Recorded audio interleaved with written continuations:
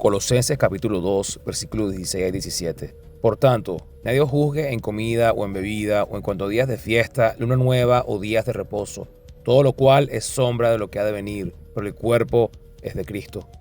No cabe duda que el apóstol Pablo en estos dos versículos está hablando estrictamente de ordenanzas judías en el Antiguo Testamento.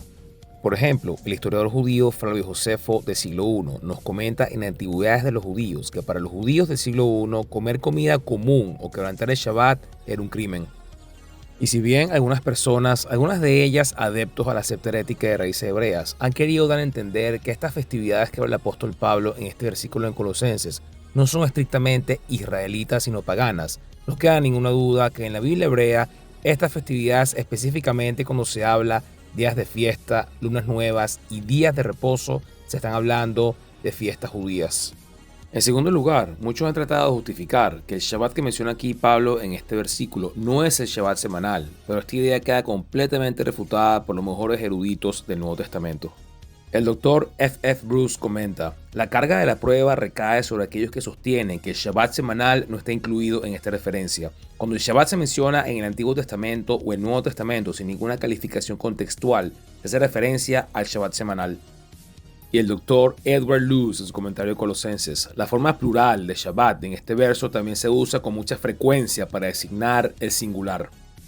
Ahora, ¿debe la Iglesia de Cristo seguir guardando el Shabbat, las leyes sobre los alimentos y las lunas nuevas? No existe una mejor referencia académica que el Dr. G.K. Bell, que es un experto tanto en el Antiguo Testamento como en la teología del Nuevo Testamento. El Dr. Bell comenta: ahora Pablo dice que los cristianos colosenses no deben ser juzgados por los requisitos del Antiguo Testamento del versículo 16, porque estos son una sombra de lo que estaba por venir, y Cristo es la sustancia de estos símbolos. Dado que las sombras han encontrado su cumplimiento sustancial en Cristo, que no es necesario obedecerlas. Hebreos 10.1 expresa una idea casi idéntica, porque la ley, teniendo solo la sombra de los bienes venideros y no la imagen misma de las cosas, nunca puede, por los mismos sacrificios que ellos ofrecen continuamente, año tras año, hacer perfectos a los que se acercan. En los versículos siguientes de Hebreos se presenta a Cristo como el sacrificio supremo, a lo cual la sombra de los sacrificios señalaba. Así, los sacrificios continuos del Antiguo Testamento ofrecidos por los sacerdotes humanos deben ser abolidos, ya que lo que se señalaba ha llegado, lo cual es mejor y más grande. Los santos en Cristo no pueden ser juzgados por el cumplimiento de leyes del templo del Antiguo Testamento, que son externas y obsoletas, ya que debemos vivir únicamente por la fe en Cristo. Ya hemos sido juzgados mediante nuestra identificación con la muerte de Cristo, quien sufrió el juicio de Dios en nuestro lugar. Además, la pureza requerida para entrar en la presencia de Dios proviene de estar en Cristo y no de la observancia de leyes del Antiguo Testamento sobre alimentos o días festivos. Cristo es el único enfoque necesario para la vida cristiana. La razón por la que los cristianos no necesitan guardar estas leyes del Antiguo Testamento es que han quedado obsoletas a la luz de la venida de Cristo. Estas leyes eran una sombra de Cristo, quien ha venido y ha llevado las leyes a su cumplimiento material. Él es la realidad a la que estas sombras apuntaban.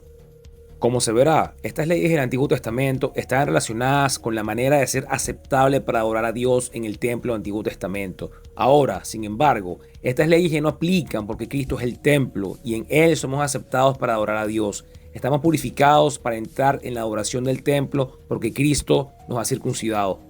Los falsos maestros afirman que la obediencia a las leyes dietéticas del Antiguo Testamento y las ordenanzas sobre los días festivos son requisitos necesarios para poder acceder a Dios.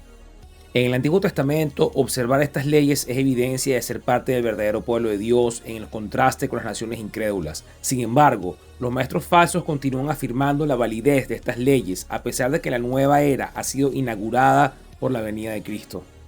No solo los falsos maestros exigían obedecer las leyes dietéticas para la pureza con el fin de prepararse para el culto en el templo celestial, sino que también requerían que las personas observaran las festividades judías tradicionales para ser elegibles para dicho culto en el templo. No es una coincidencia que los requisitos dietéticos y de festividades del versículo 16 estén ligados al culto en el templo. El templo no es un tema nuevo que surge aquí por primera vez. Como hemos visto, ha aparecido en varios puntos a lo largo de la epístola. Sin embargo, hasta ahora las referencias han sido ya sea a Cristo como el templo o a los creyentes identificados con Él como el templo. Esta es la primera vez que aparece en Colosenses una visión falsa sobre los requisitos para el culto en el templo. Aquí comienza una explicación de una visión errónea del templo, un desvío antitemplo en contraste con el verdadero templo, que alcanzará su clímax en el versículo 18. Esta enseñanza falsa sobre las leyes dietéticas y las festividades está claramente arraigada en una distorsión de las ideas del Antiguo Testamento, especialmente relacionadas con el templo.